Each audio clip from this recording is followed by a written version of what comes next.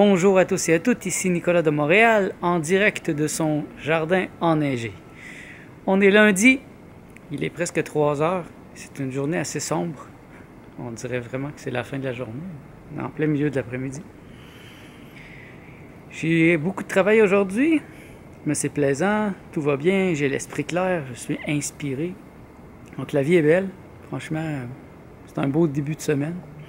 C'est pas toujours le cas, mais là, je me sens bien, je me sens inspiré et tous les changements dans ma vie, ça fait du bien. Et aussi les changements à venir, parce que je prévois plein de choses qui vont changer dans ma vie dans les prochains mois. Donc j'en suis à réfléchir, c'est des grandes réflexions. Je commence à me préparer plus aussi à mon jeûne. J'ai recommencé à lire le livre que j'avais acheté, qui s'appelle Fast and Grow Young. Quelque chose de même. Je pense que c'est de Shelton. Donc je vais mettre le lien en dessous pour ceux qui sont intéressés. C'est un livre vraiment extensif sur le jeûne. Donc là, cette année, je vais être super préparé. Je veux dire que l'année passée, j'étais pas super bien préparé. C'est un peu naïf, bien que ça a fonctionné. Mais cette année, je vais être super préparé. Et je vais entrer dans le jeûne.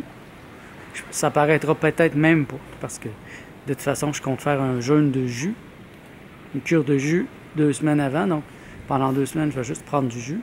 Et là, de jus à de l'eau seulement, il n'y a pas un grand pas. Et je pense que ça va se faire tout doucement. Il va simplement falloir que j'aie la discipline et la volonté de le faire jusqu'au bout. Parce que puisque je le fais chez moi, ben, j'ai personne pour m'encourager, à part peut-être vous qui m'écoutez. Mais beaucoup de gens le font dans des cliniques. Donc la clinique, ben, il va y avoir un petit personnel, des gens qui vont être là pour eux. Tandis que moi, je vais être laissé à moi-même et à mes proches, à Martha. Et c'est pour ça qu'il faut que je sois super bien préparé. Et c'était la même chose quand je faisais des psychédéliques. Parce qu'il y a tellement une incompréhension de ces choses-là dans notre monde aujourd'hui que si je ne suis pas très, très bien préparé, eh bien là, la personne qui est avec moi ou mon entourage peut vraiment briser les processus qui sont en cours. Donc la meilleure manière pour ne pas laisser les autres briser les processus, c'est d'être super préparé, d'être trop préparé, d'avoir tous les détails en tête. Ça, même pendant l'expérience psychédélique que j'ai fait l'année passée ou que j'ai fait dans le passé, eh bien, j'étais tellement bien préparé que même pendant l'expérience, j'étais capable d'expliquer ce qui se passait, même si c'était complètement fou, et de calmer la personne qui était avec moi. Et le jeûne, c'est un peu la même chose. Beaucoup de gens peuvent penser que c'est un désordre, comment on appelle ça, le contraire de la boulimie. C'est un désordre alimentaire, quelqu'un qui veut pas manger, qui veut maigrir. Et c'est difficile d'expliquer ça à quelqu'un qui ne connaît pas ça, qui est un néophyte, qui ne l'a jamais essayé lui-même. De lui dire que ben non, c'est le contraire. C'est quelque chose de très sain, de donner du temps à son organisme pour se réparer, pour se guérir. Et donc, c'est pas vrai que le jeûne guérit, mais par contre, le jeûne permet la guérison. Il facilite la guérison. Il donne au corps un moment de répit où il peut se reposer, il peut travailler sur des choses qui doivent être faites, mais qu'il n'a jamais le temps de faire. Un peu comme quelqu'un qui reçoit toujours des colis à chaque jour, un colis, donc c'est la nourriture. Donc le colis, il le met dans une pièce, et là, il en reçoit tout de suite un nouveau. Donc il n'a pas le temps de les classer, et toute sa vie, il les a mis dans une pièce. Et là, quand d'un coup, il y a un problème, puis il n'y a pas de courrier qui rentre, et là, la personne a le temps de faire le ménage, de voir qu'est-ce qui est bon. Il y a peut-être des choses qui ne servent plus à rien. Et c'est un peu ça que je vais faire avec mon jeûne. Je vais donner le temps à mon organisme de trier à l'intérieur de moi des choses qui sont pas nécessaires. Et si j'ai des maladies, si j'ai du cancer quelque part, bien, il va le manger. Il va manger mon cancer, il va manger mes maladies. Et mon corps va c'est de l'autophagie que ça s'appelle, ou l'autolyse, quelque chose dans le genre. Donc c'est le corps qui se mange lui-même. Donc quand le corps a plus d'apport de nourriture, il va chercher tout de suite les choses qui servent à rien. Et bien sûr, s'il y a un cancer, s'il y a des maladies, ben, il va se nourrir de cette partie de l'organisme qui ne sert à rien. Et d'où l'avantage de faire un jeûne. Je pense pas que j'ai le cancer, je pense pas que je suis malade, mais je sais pas. Avec tout ce que j'ai mangé depuis que je suis jeune, j'ai peut-être quelque chose qui se prépare. Et ce jeûne, cette année, veut m'enlever le petit 1% de doute que j'ai. Parce que, je l'ai souvent dit, 1% de doute, 100% d'échec. J'ai un petit doute, juste du fait que j'ai mangé tellement de choses de manière inconsciente depuis que je suis jeune, que je sais pas. Donc, en faisant mon jeûne, je compte faire table rase. Tabula rasa, on appelle ça en philosophie. On fait table rase. Je recommence à zéro. Je vais avoir l'air d'un squelette peut-être au début, mais au moins, je vais pouvoir construire à partir de ce squelette, au lieu d'avoir du gras qui est dans mon corps depuis je sais pas combien d'années. Alors, c'est le fun, je me prépare, je suis très excité. Par moments, j'aimerais ça que ça soit déjà passé comme expérience parce que je sais que ça va être difficile, mais en même temps, c'est pas la destination qui compte, c'est le voyage, la manière que je fais le voyage. Donc, tout ça fait partie du processus de libération que je suis en train d'enclencher dans ma vie. Et je trouve ça excitant. Et je continue d'étudier aussi sur la nourriture crue et pour l'appliquer plus dans ma vie. Bon, la semaine passée, je peux dire que j'ai eu une semaine parfaite dans la phase 1.5. J'ai pas eu d'exception, je suis content. Et bon, cette semaine, on va voir. J'en suis peut-être à la dernière semaine pour la phase 1.5 de la phase du régime de Rainbow Green Live Food Cuisine de Gabriel Coussens. Parce que cette semaine, je devrais terminer mes pamplemousses, je devrais terminer mes petits fruits. La semaine prochaine, je devrais pouvoir commencer doucement à entrer dans la phase 1. Ça va être intéressant et je me sens beaucoup plus clair, je me sens plus léger. Ça m'a donné aussi l'occasion d'examiner l'importance du sucre dans ma vie, dans mon cerveau, dans mes cycles. En coupant les fruits les plus sucrés, eh bien, déjà, je vois une différence. Mon énergie est plus stabilisée.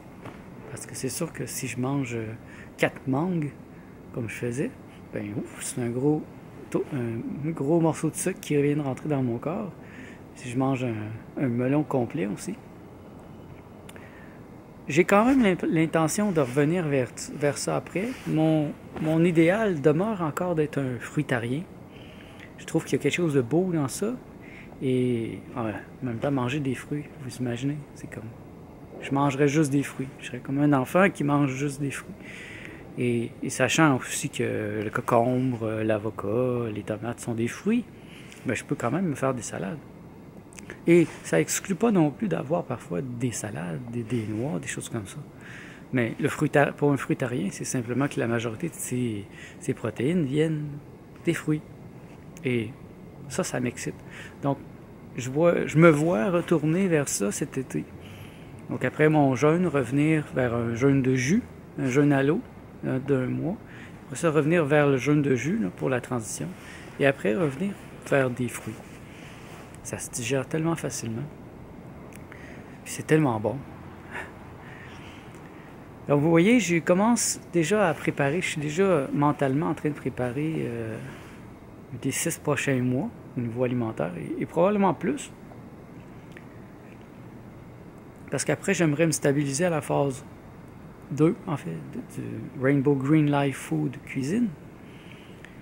Et d'inclure quand même beaucoup de fruits. Et ça, c'est excitant. Je trouve ça beau. Et me guérir une fois pour toutes de mon désir de manger de la nourriture cuite. Ça, c'est cette année que je veux faire ça. Peut-être l'année prochaine. J'y vais en douceur. Je veux pas me brusquer. Et vous voyez, comme pour l'instant, de toute façon, je mange juste quelque chose de cuit le samedi, quand je vais au restaurant avec Martha. Donc, il me suffirait les prochaines fois de trouver des options avec juste des fruits ou avec juste de la verdure crudivore. C'est sûr que c'est moins excitant. C'est sûr que c'est excitant le samedi de manger des choses cuites. Mais ça, j'ai le goût d'enlever ça de ma pensée parce que je sais que ça me fait pas du bien. Je sais qu'à long terme, c'est pas bon pour mon organisme. Et de toute façon, c'est beaucoup mieux que si j'en mangeais tous les jours, mais quand même, il y a ce désir qui est toujours là. Et j'aimerais arriver à me passer de la nourriture cuite d'ici 2 ans. Et le plus difficile, je l'ai déjà mentionné, c'est pas nécessairement moi en tant que moi. Ici, c'est facile, je suis capable de le faire. Vous voyez, je le fais déjà. J'ai 6 jours crus, sans problème. Et même hier j'ai fait un jeûne de 24 heures. Facile. Mais c'est quand je sors ou quand je suis en famille, entre amis, c'est là que c'est difficile. C'est dans l'aspect social. Donc, la vraie difficulté est quand je sors de ma maison.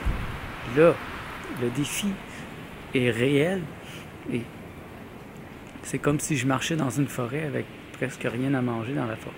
C'est un peu la même chose. Je marche dans la ville, il y a des restaurants, il y a plein de choses.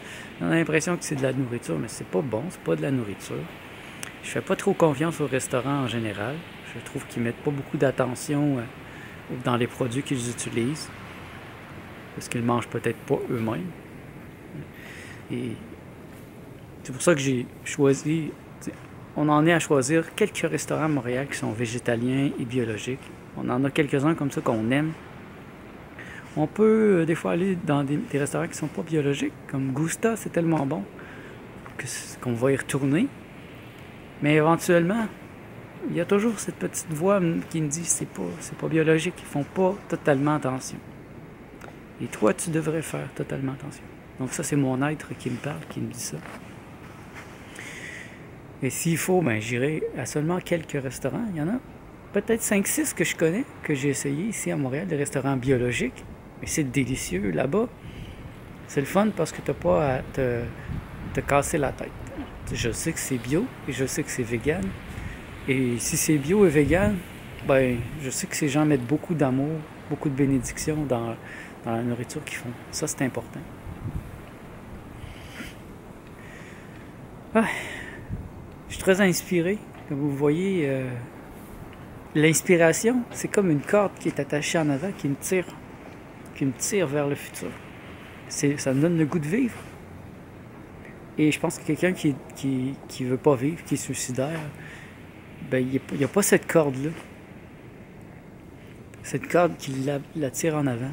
Parce que là, je vous ai simplement parlé de mes projets au niveau alimentaire, mais bien sûr, j'ai des projets au niveau financier. Donc, j'ai plein de nouvelles idées qui viennent d'arriver dans ma tête. Si j'ai l'appartement au 29e étage, je vais être dans une position très privilégiée. Bien, je vais pouvoir prendre des photos, des vidéos, que je vais pouvoir vendre dans des sites comme Stock Photo, des choses comme ça. Ça va être un point de vue privilégié. Je pense qu'il y a beaucoup de points de vue de photos de Montréal, du Mont-Royal, d'autres points que n'importe qui peut atteindre, mais de mon point de vue, personne. Ça va être mon appart. Tous les jours, je vais avoir un coucher de soleil. Tous les jours, je vais avoir des images spectaculaires. Donc, je vais pouvoir rentabiliser ça.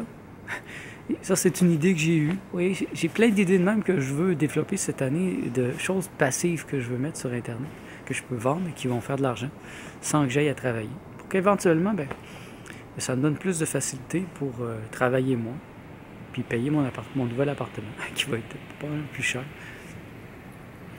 Et j'ai d'autres idées, mais je vous en parlerai à mesure. Pour l'instant, j'en ai trop. J'en ai plein dans ma tête. Il faut juste que je les classe, puis je m'assois et que je les fasse une par une. Parce qu'il y en a qui demandent un peu plus de préparation. J'ai fait traduire un de mes livres en anglais l'année passée, mais il faut que je le relise une dernière fois pour m'assurer que tout est parfait. Et vous voyez, ça m'a empêché de le faire. Ça ne me tentait pas. J'étais pas dans le mood. Et peut-être que je serai dans le mood bientôt. Et ça sera bien que je le mette sur Internet pour que je puisse le vendre. Un livre en anglais, peut-être que ça se vendrait plus que mes livres en français. Et même trouver des solutions pour vendre plus de livres en français. Parce que j'en vends pas encore beaucoup. J'en vends un peu. Et je remercie ceux d'entre vous qui ont acheté mes livres. Ça me touche de savoir que ça vous intéresse. Et j'aimerais ça en vendre plus. Comme ça, d'avoir un revenu passif, ça me donnerait une sécurité, un coussin supplémentaire pour m'aider à être plus créatif encore. Alors ça, c'est encore là d'autres choses que je prévois. J'essaie de penser pour mon année. Pour l'instant, ça va. Notre appart ici ne coûte pas très cher, mais dans le prochain, ça va être vital que je pense à ces choses-là. Et si vous avez des idées ou des solutions, ben allez-y. C'est le temps, je suis à l'écoute. C'est sûr qu'en même temps, je peux faire plus de services. Je m'en viens de mieux en mieux avec le montage vidéo, la photo. Donc, ça, c'est des services que je vais pouvoir encore plus promouvoir. La vie est belle aujourd'hui, malgré qu'il n'y a pas de soleil. C'est tellement sombre. Mais j'ai du soleil dans mon cœur. J'ai du soleil dans ma tête. Et j'espère que je peux vous le communiquer. Parce que c'est un moment difficile aussi au Québec pour beaucoup de gens. Janvier, février, c'est un moment où beaucoup de gens sont déprimés, beaucoup de gens se suicident au Québec. Et tenez bon, le soleil va revenir. Et s'il manque de soleil dans votre vie, ben, trouvez-le. Trouvez le soleil. Faites comme moi, ayez des projets, ayez des choses qui vous tirent par en avant. Cette petite corde qui tire vers en avant, l'inspiration, elle est très importante. Donc, je vous souhaite d'être inspirés, vous aussi. Et merci d'être à l'écoute. On se revoit dans le prochain vlog.